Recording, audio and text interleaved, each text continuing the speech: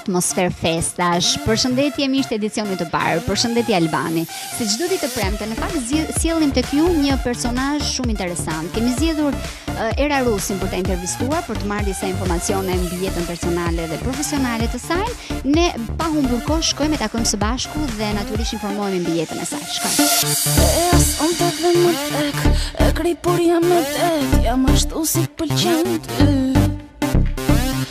Sonte dhe më merë, ka gjem një vend të fshet, ja ku jemi të vetëm. Përshëndetje Era, faleminderit që pranuat ftesën. Faleminderit juve. Fillimisht në fakt do doja të pyesja se si ka nisur dita për Era Rusin, dita e sotme, nëse ka qenë dhe në aktivitet. Sot është një ditë shumë e bukur sepse festojmë 8 dhjetorin, ditën e lirisë, le të themi, të rinisë shqiptare. Kështu që natyrisht jam shumë e lumtur sepse aktiviteti shkoi goxha mirë.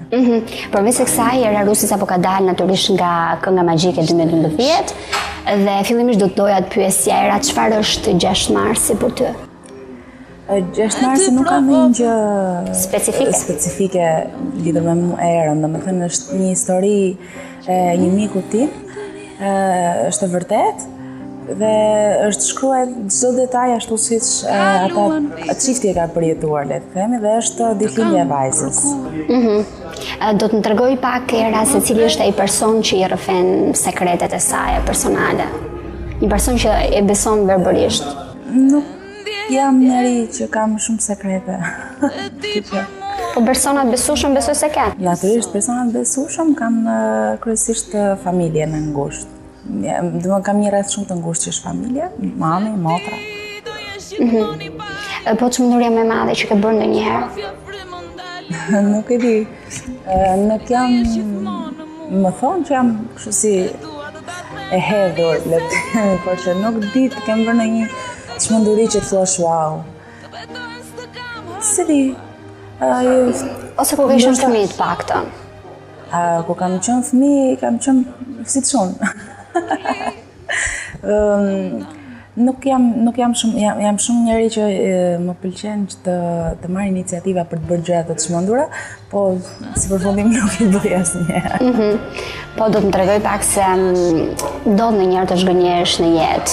Ty të ka ndodhur dhe nga kush? Në fillim të karrierës time natyrisht i merrja gjërat me shumë vrullje, të themi, me shumë pasion, dhe jo se tani nuk i marr më, po thjesht tani jam me kontrolluar, di të kontrolloj ndjenjat e mia. Kështu që me kalimin e kohës nuk gjërat edhe i pres, nuk zhgënjem aq shumë. Natyrisht që mërzitem, le të themi, zhgënjem. Ndoshta për aktivitete, për diçka që nuk shkoi në skena ashtu siç duhej. Por duke fituar eksperiencë nga viti në vit, jam munduar që këto mërzitjet t'i rralloj. Mos jenë pjesë e jetës time. Do të më tregosh pak Era, je zë ndonjëherë keq me ndonjë femër? Ka ndodhur të zihesh? Nuk jam zënë ndonjëherë keq as me femër as me mashkull. Sepse përgjithsisht mundohem që t'i shmangem sherrave, le të themi. Mundohem që t'i zgjidh gjërat sa më butë, dhe nëse personi tjetër nuk arrin, nuk di t'i zgjidhë butë, atë unë largohem dhe të qetë. Le me aq. Është mirë në fakt jesh e famshme, por do më tregosh pak, ke përfituar ndonjëherë nga fama, të paktën nga policët? Tashti nga policët po. Por asnjëherë nuk kam thënë, siç dëgjoj ndonjëherë që a më njefti mua ose shprehje të tilla. Nëse më njohin, Okej, nëse nuk më njeh, Do t'i shfaqesh natyrisht, do të thosh të shfaq. Të të këndoj një këngë? Jo, më vjen në zor ashtu. Nuk më pëlqen që ta përdor këtë. Ke marrë ndonjë job kohë të fundit? Gjoba ka marrë atëherë kur nuk më kanë njohur. Nuk e ke shfrytzuar. Jo. Kur nuk kanë njohur, më kanë lënë vet. Po përgjithsisht do më jam me rregullt në vë rritin. I paraprin këto gjëra. Patjetër. Ndihem shumë mirë me personin që jam. Të kaq. Mirë, po, meqense po flasim pak për dashurinë, do t'ishe në fakt në emër të dashurisë ai në gjendje të shtoje 17 kg, 20 kg, që se në emër të dashurisë, ndoshta edhe më shumë se 17 kg. Edhe 20 ishte zanueshme. 20 në katë. Rëndësika të jemi mirë në çift. Sipas një studimi të fundit që ishte bërë kohë të fundit në Itali, thuaj që femrat brune ishin më besnike se femrat bjonde. S'është e vërtet. Po, ti je kundra kësaj. Natyrisht je kundra kësaj. Gjithmonë edhe bjonde na ngacmojnë një çik, por që janë të vërteta. Gjithsesi tani si besojmë shumë, është mos e sigurt. Nëse do të kishe bërë një këngë, në fakt ku do t'ja kushtoje këto kohë të fundit, cili do t'ishte personi që do t'i dedikoje vetëm një këngë atje? Përgjithsisht këngët e mia I dedikohen dikujt, domethënë janë historira të frymëzuara nga diku, nga jeta reale. Por ndoshta do kisha qejf që të bëja një këngë për babin, me që tani përpara pak ditësh ka pasur edhe 60 vjetorin. Faleminderit. Po më shumë sepse përgjithsisht neve I dedikojmë nënave, gjysheve, fëmijëve dhe baballarës ku I lëm çik më një anë, por që edhe ata natyrisht që kanë një pjesë shumë të rëndësishme në jetën tonë. Nëse për era nuk do të ishte bërë këngëtare, profesioni I dytë tashmë dihet që studion për... Kam mbaruar tek UFO për shkenca komunikimi, natyrisht do vazhdoj dhe masterin. Mendoj për marrëdhënie publike dhe marketing, por të them të drejtën kësaj pyetjes që çfarë do doje të bëje nëse nuk do bëheshe këngëtare, jam munduar gjithmonë të shmangem sepse sado që mund të studioj për diçka tjetër dhe kjo lënda dega e dytë që kam studiuar ka prap lidhje me publikun, ka prap lidhje me marrëdhënien, kështu që gjithsesi do merresha me muzikën. Nga ajo që kam zbuluar taktën nga universiteti, ka qenë pasioni për radion. Kështu që nëse një ditë nuk do këndoj më, natyrisht që do kem një emision tim në radio. Por nuk mendoj që do pres deri aq gjatë. Do më tregosh pak, ishe ndonjëherë në një fallxore? Po kam qenë. Ç'të ka treguar, ke besuar ajo? Ç'të ka shpifur? Ças më ka thënë. Të kanë dalë? Më kanë dalë disa, por që më shumë me kam marrë kështu si argëtim, domethënë se sa. Sa të ka kërkuar në fund? Jo, kjo lipse vajta sepse më thanë që lexonte pa para.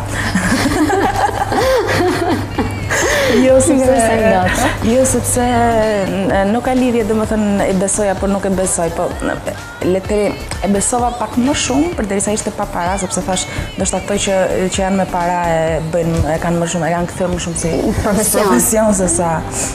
Po ishte më shumë argëtuese. Natyrisht.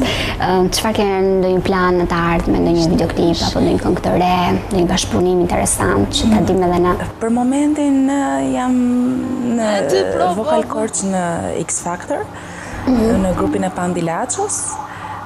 Jam dhënë shumë këtij emisioni sepse talent show le të themi, sepse mendoj që me të vërtet ka zëra shumë të mirë, ka talente që kanë nevojë për një shtys, kanë nevojë për ndihmë vokale. Dhe mendoj që është një investim shumë i madh edhe për mua që t'ja të transmetoj tek të rinjt dijet e mia në lidhje me muzikën. Për sa I përket pastaj aktivitetet e të tjera, natyrisht janë 100 këngët e shekullit, janë aktivitetet e shumta të dhjetorit që bëhen për festa,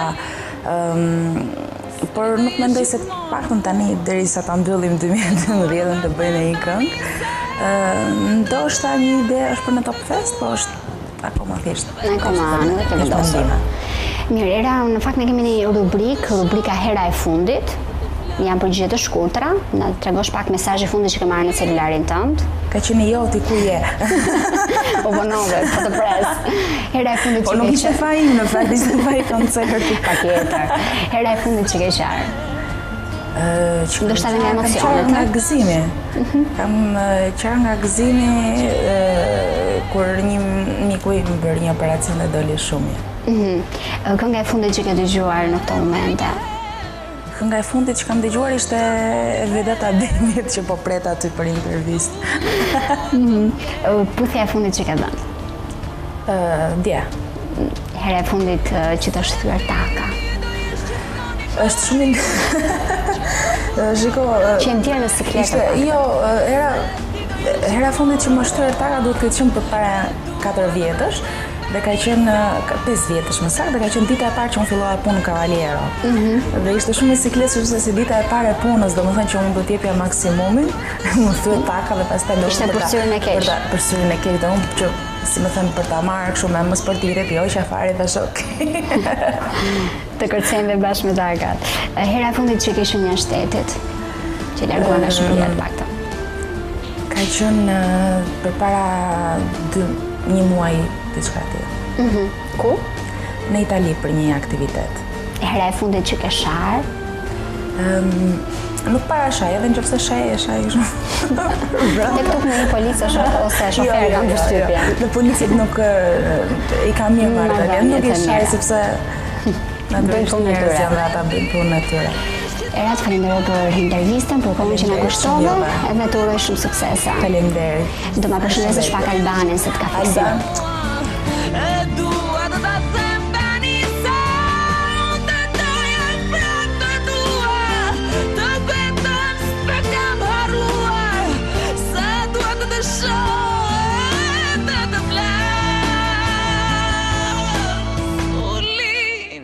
Edhe unë dam në 6 mars.